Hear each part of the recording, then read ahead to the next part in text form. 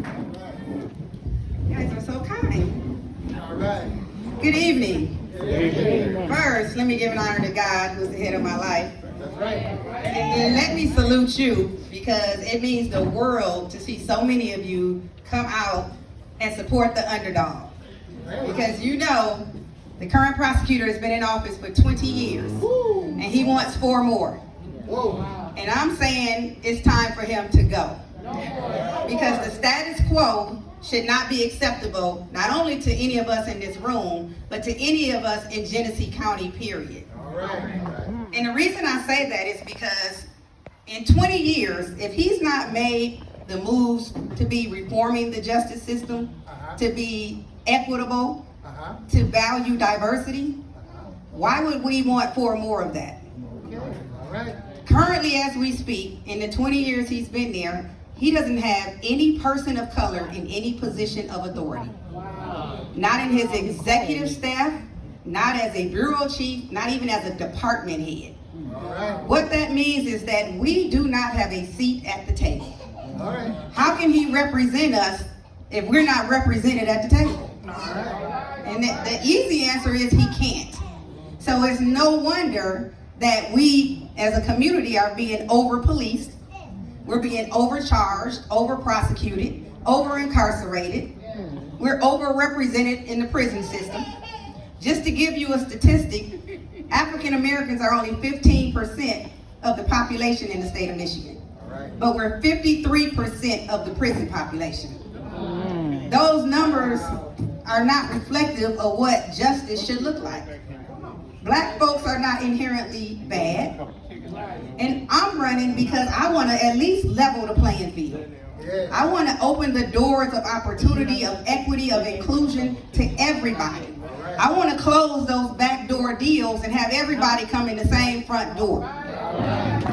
So, my campaign is about justice reform. My campaign is about looking at trying to get to the root of the cause, because we have a high level of recidivism, which means repeat offenders. So people, once they come in and go out, a lot of them keep coming and going, because the system is not dealing with the real issue. And ultimately, you have to understand that it becomes a money game. People are profiting off of the suffering of our community. And because of that, a lot of people are very protective of that prosecutor position. When they see me, they see change. And you know what? They should. Because change is coming and it's long overdue. So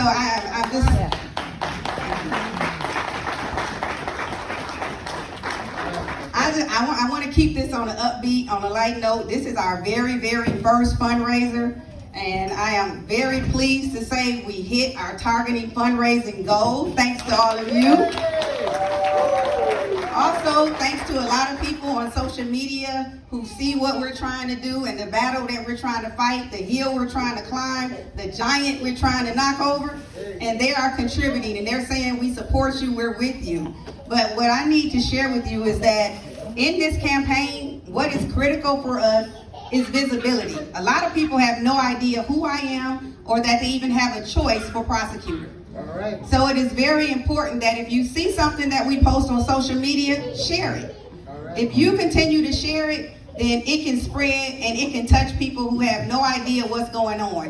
And I'm telling you, if they understood the issue, if you understand that what's really on the ballot is fairness, what's really on the ballot is real justice, what's on the ballot is equity and inclusion, what's on the ballot is equality. If you understand that that's what's on the ballot, you'll come out and vote. Part of the problem in Genesee County is minorities have a very hard chance of winning countywide elections. And the reason for that is our turnout in the city is always very, very low. In the 2020 election, a little over 6,000 people in the city voted. 6,000. It's a population of over 80,000 people in the city. So for only 6,000 plus people to vote, that's a slap in the face when you know what we and our ancestors went through for the right to vote. Right. So how dare we sleep on that right? I would never dishonor that history for people who had to fight to vote. And now we're so callous and careless about it that we just sleep on it. Right. So that's what our challenge is. We have to encourage people to vote. We have to encourage people to educate them what's really on the ballot, because I want things to change. And it's because I have a son. All right. And when the police pull over my son, they're going to treat him like they treat every other person they pull over. Right. They don't care that he's educated. They don't care that his mom is an attorney. They don't care that he got 3 degrees. He's smarter than me. Right. They're going to treat him with as much viciousness, anger. You know, they get really over-aggressive sometimes, unnecessarily. Right. And a lot of that is because they fear the skin we're in. It's nothing that we've done. You know, in 2022, a study was done on the Michigan State Police, who you know are now patrolling the inner city areas. And it was confirmed that they were stopping people because they were black. Stopping while black was a real thing. And it was confirmed by the ACLU after they got sued in 2022. Who is the person who could have done something to have a direct impact on that? The prosecutor. Have you heard about anything that he's done? Do you know about any of his policies? No. You deserve a community prosecutor. A prosecutor that will be accountable to you as the residents, because you are who put him in position and you are who can take him out. All right. You need somebody to represent and reflect your issues, your concerns, your cares. You need somebody that can understand where you're coming from. All right. You need somebody that you can talk to say, listen, Lil Johnny messed up, but Lil Johnny is not to be thrown away. All right. You know, now let me say, I say this in churches all the time. If Little Johnny did the crime, Little Johnny might have to do some time, right? It's all about fairness. It's all about not throwing people away. It's all about giving people who deserve a second chance a real second chance to succeed. Because a lot of people just don't get opportunities that others are afforded and they take for granted. You know, we talk about privilege. I'm okay with people having privilege, but I don't think it should have a color in front of it. Privilege should apply to all of us. So that's what this campaign is about. It's about beating these streets and changing this system. These are systemic issues that are been built in for a long time, and they don't bother to change it because it doesn't impact others the way it impacts us. Right? So I see it all the time because I'm downtown all the time.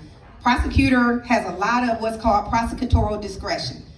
Understand that they are the ones who decide who to charge, what to charge them with, what type of plea bargain they should get, how long they should go to jail, because typically they'll make a recommendation to the judge, and most judges are former prosecutors.